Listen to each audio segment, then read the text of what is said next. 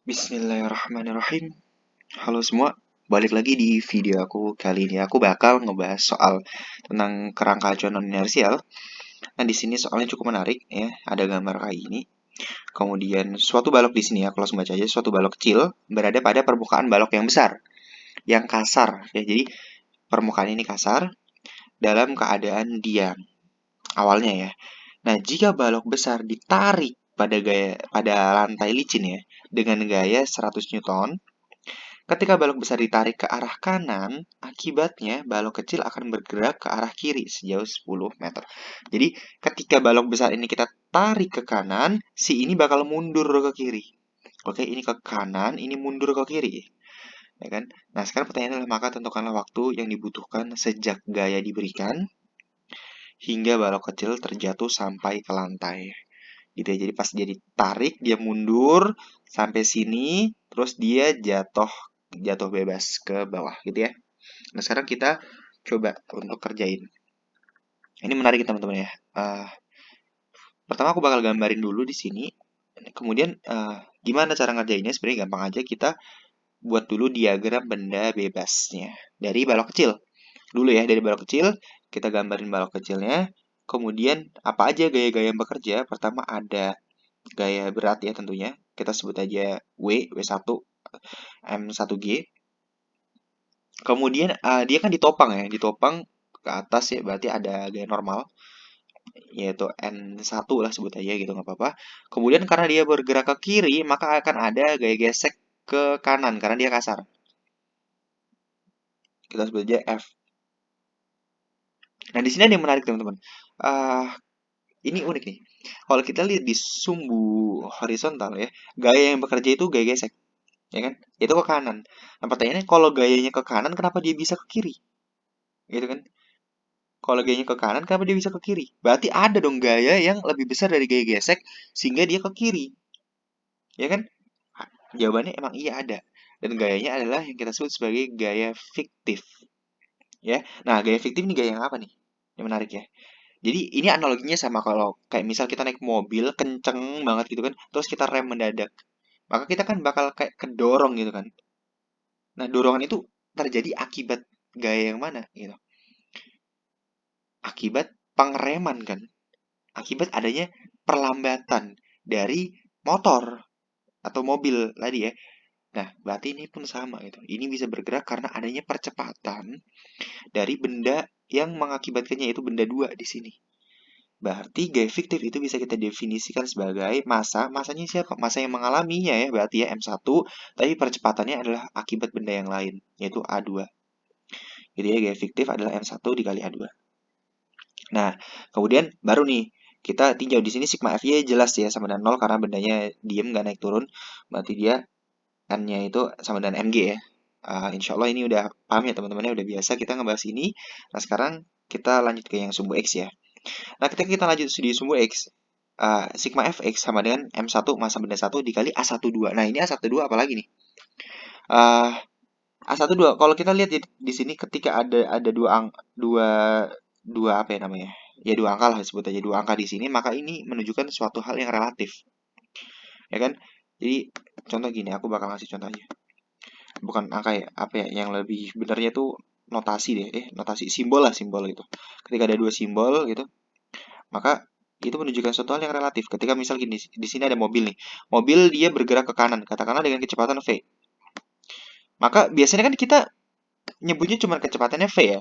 Tapi secara lebih rinci, sebenarnya kita bisa tulis sebagai Vm, B. Nah, apa nih maksud dari Vm, B? Yaitu kecepatan mobil terhadap bumi. Kenapa kayak gitu? Karena lintasannya adalah bumi. Ya kan, lintasannya adalah bumi. Tapi yang di sini lintasannya bukan bumi. Kalau benda dua lintasannya lantai, yaitu emang bumi. Kalau yang ini bukan bumi, tapi punggung dari benda dua atau permukaan atas di sini dari benda dua. Jadi percepatan dia mundur ke belakang itu adalah percepatan benda ini terhadap benda ini ya, percepatan benda satu terhadap benda dua, yaitu A12. Oke, bukan A2 gitu. Beda gitu. A2 itu gaya fiktifnya gitu ya.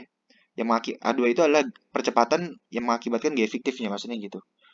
Ya, bukan percepatan dia mundur, beda. Kalau percepatan dia mundur ya A12 yaitu percepatannya dia sendiri terhadap lantai, terhadap punggung ini.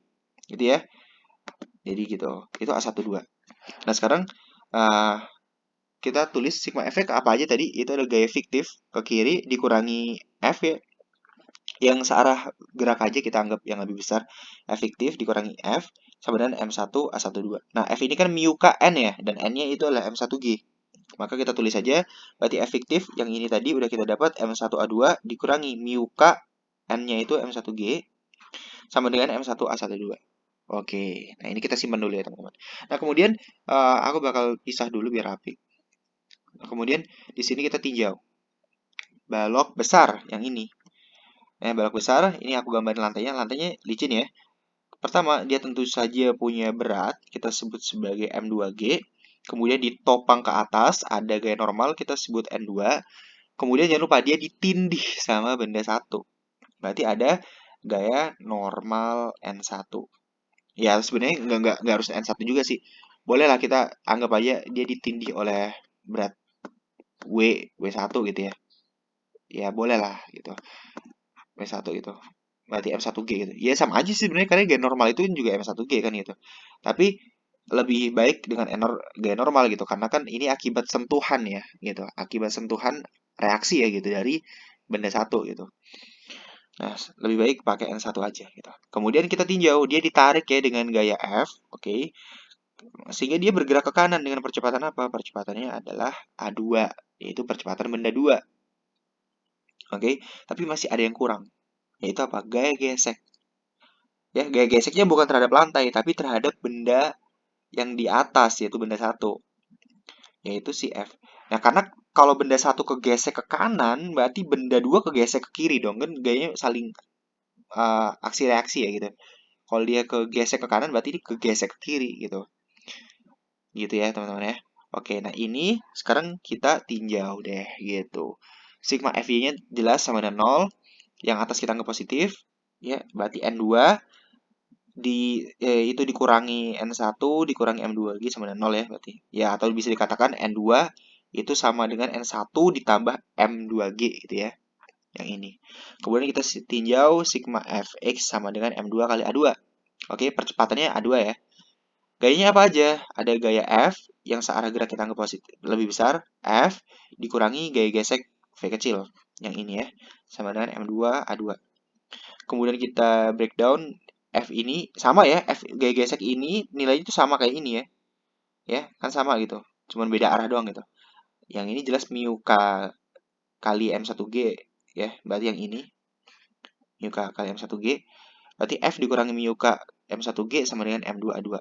Nah, tujuannya apa kita di sini? Kita mencari A2 ya dengan cara membagi kedua ruas dengan M2 ya, atau M2-nya pindah silang ke sini lah gitu. Kali silang ke bawah gitu. Jadi kita dapat yang atasnya ini ya, F dikurangi mu K M1G yang ini dibagi M2. Gitu ya, dibagi M2. Itu adalah A2. Nah, tujuannya apa teman-teman? Kita nyari A2. Nah, sekarang kita kumpulin dulu apa yang udah kita dapat. Pertama kita tadi dapat ini ya, yaitu M1 A2 dikurangi mu K M1G sama dengan M1 A12. Kemudian kita dapat ini, A2 sama dengan F dikurangi mu K M1G per M2. Nah, tujuannya apa? Kita substitusi A2-nya ke sini. Kenapa? Supaya kita bisa menghilangkan A2. Karena kita nggak meninjau benda 2. Kita meninjau benda 1. Dan kita mencari A12 percepatannya. Karena kita ingin meninjau ya proses jatuhnya benda ini. Itu kan dari benda ini ya, yang posisinya di sini sampai ke sini. Ya kan? Terus dari sini jatuh ke bawah. Gitu. Jadi kita bagi dua kejadian. Nah, pertama kita tinjau dari sini ke sini dulu, gitu. Berarti kita tinjau lintasan yang ini, gitu. Yaitu percepatannya apa tadi? Percepatannya adalah si A12 tadi, gitu ya. Si A12 itu adalah percepatan dia bergerak tadi. Percepatan benda satu relatif terhadap benda 2. Nah, setelah kita substitusi, ya udah masukin aja gitu. Berarti M1 dikali A2-nya adalah yang ini. F dikurangi mu K M1G per M2 ya. Ini M1 dikali ini. Dikurangi mu K M1G sama dengan M1 A12. Nah, ada M1, ada M1, ada M1. Coretin aja semua. Ya kan? Kemudian kita dapat A12 adalah F dikurangi mu K M1G per M2 yang ini ya. Dikurangi mu K G. Itu A12. Oke. Nah, sebenarnya aku pengen minta maaf dulu teman-teman. Aku bakal coba ngerjain ya dengan huruf-huruf dulu. Nanti kalau udah dapat persamaan akhirnya baru dimasukin angkanya gitu, biar enak gitu ya. Nah, sekarang kita udah dapat A12. Sekarang apa yang kita lakukan? Kita ninjau pergerakan dari benda 2. Benda 1. Jadi benda 1 bergerak ke kiri tadi ya dengan percepatan yaitu A12. Percepatan benda 1 relatif terhadap benda 2 sejauh lintasannya D, yaitu 10 meter tadi. Kemudian kita tinjau deh pakai persamaan GLBB. Ini bukan V0 aja nih, V0 aja. Sorry, ini V0 aja ya. Gitu. Oh, ini juga sama nih. Ini N2 sama dengan N1. Ini kan M2G. Sorry, ada tipe-tipe dikit. Ini kan M2G kan. N2 sama dengan N1 M2G gitu ya. Jadi, sorry, udah beres kayaknya. Oke, kita lanjut di sini lagi ya. Sorry, malah jadi pindah. Nah, di sini delta S perpindahannya sejauh D. Gitu. V0-nya 0. Loh kok 0? Karena kan awalnya dia diem.